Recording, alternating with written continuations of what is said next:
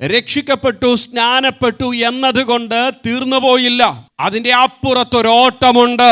പെസഹ കുഞ്ഞാടിനെ അറുത്ത കട്ടളമേലും കുറുമ്പടിമേലും പുരട്ടി പഴയ ഇസ്രായേൽ ഇറങ്ങി പുറപ്പെട്ടു.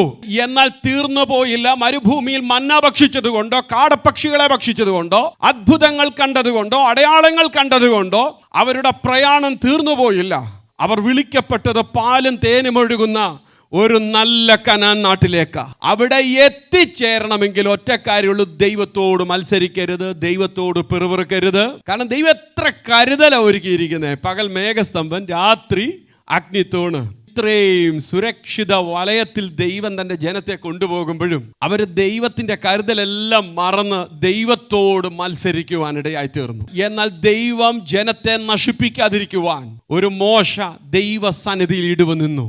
ദൈവസന്നിധിയിൽ മോശ ഇടിവ് നിന്നതുകൊണ്ട് ജനം പട്ടുപോകാൻ ദൈവം അനുവദിച്ചില്ല.